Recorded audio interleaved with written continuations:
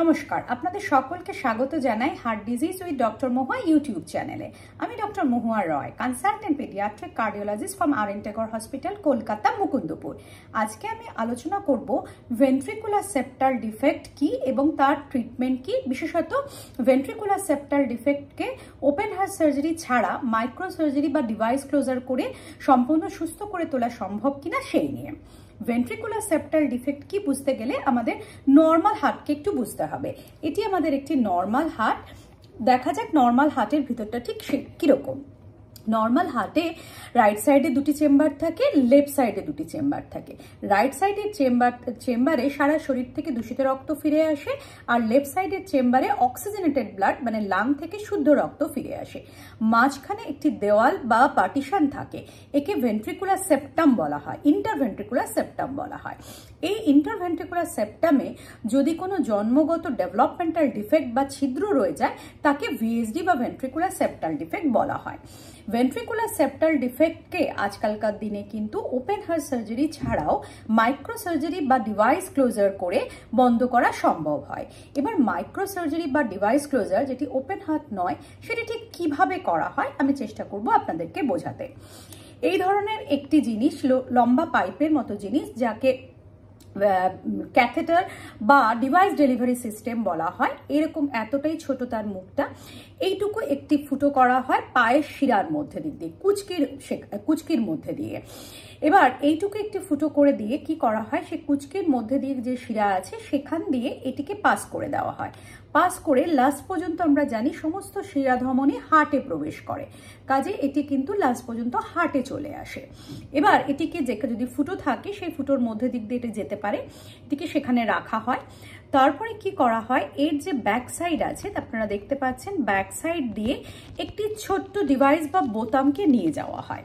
কিভাবে সেই বোতামকে এখানে পৌঁছানো যাবে, বোতামকে পৌঁছাতে গেলে এইরকম একটি লোডার বা একটি স্ক্রুয়ের মধ্যে সেই বোতামকে ফিট করা হয়। সেই বোতাম যখন ফিট হয়ে যায় তার একটি প্রপার্টি আছে ছাতার মতো, মানে সেটা গুটিয়ে লম্বা হয়ে যেতে পারে, গুটিয়ে লম্বা হয়ে যায়। যখন গুটিয়ে লম্বা হয়ে যায় তখন সেই বোতামটিকে এর মধ্যে দিক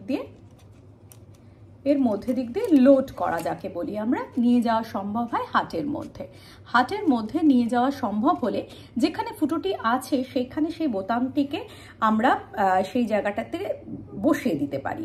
তারপরে যখন আমরা ইকো করে বা অ্যানজিও করে যখন আমরা সন্তুষ্ট হই যে বোতামটা ফুটোটার মধ্যে ঠিকমতো বসে গেছে, তখন আমরা এটাকে রিলিজ করতে পারি। রিলিজ কিভাবে করতে পারি সেই জন্য কিন্তু আমাদের একটি স্ক্রু দেওয়া আছে।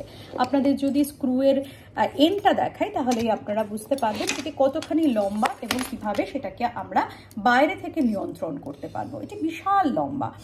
সেই ক্ষেত্রে আমরা কি করতে পারছি, স্ক্রুটাকে যখন আমরা ভীষণভাবে সন্তুষ্ট হয়ে গেছি যে ভালোভাবে ডিভাইস বা বোতামটি যেখানে দরকার ছিল সেখানে বসে গেছে, তখন আমরা সেটিকে বাইরে থেকে নিয়ন্ত্রণ করে খুলে দিতে পারি।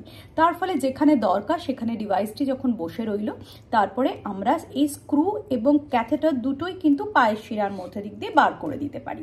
তার ফলে ডিভাইস যেখানে দরকার ছিল সেখানে বসে রইল, ফুটোটিকে বন্ধ করে দিল, আর আমাদের যে পুরো সিস্টেমটা, যেটা ডেলিভারি সিস্টেম আমরা বলি, যে একটা স্ক্রু এবং তার সঙ্গে ক্যাথেটারের মধ্যে দিক দিয়ে নিয়ে যাওয়া যে ডেলিভারি সিস্টেম, সেটা কিন্তু পুরোটাই পায়ের মধ্যে দিক দিয়ে বের করে নিয়ে আসা হলো।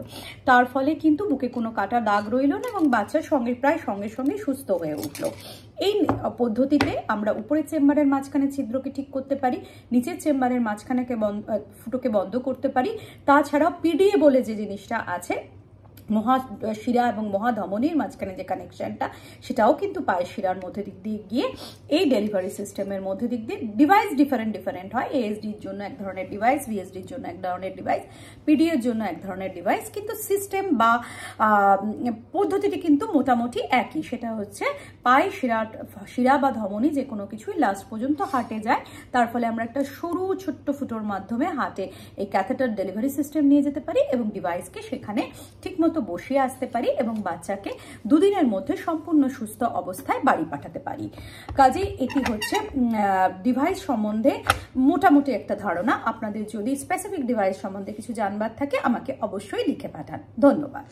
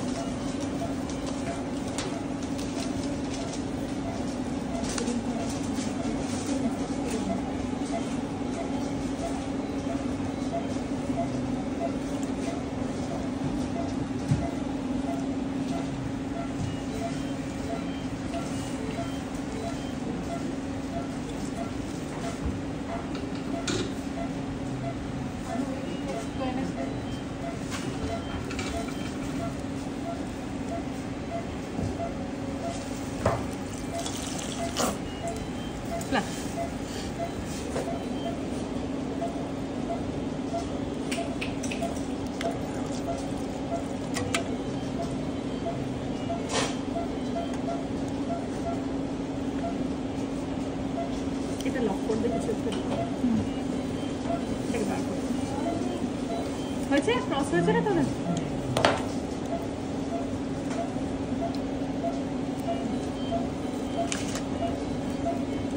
তাহলে আপনারা বুঝলেন যে মাইক্রো সার্জারি বা ট্রান্সক্যাথেটার ডিভাইস ক্লোজারের পরে কিন্তু ভেন্ট্রিকুলার সেপ্টাল ডিফেক্টকে সম্পূর্ণরূপে সারিয়ে তোলা সম্ভব। আপনাদের যদি ডিভাইস ক্লোজার সম্বন্ধে কিছু জানবার থাকে আমাকে অবশ্যই লিখে পাঠান, আমি চেষ্টা করব যথাযথভাবে আপনাদের প্রশ্নের উত্তর দেওয়ার। ধন্যবাদ।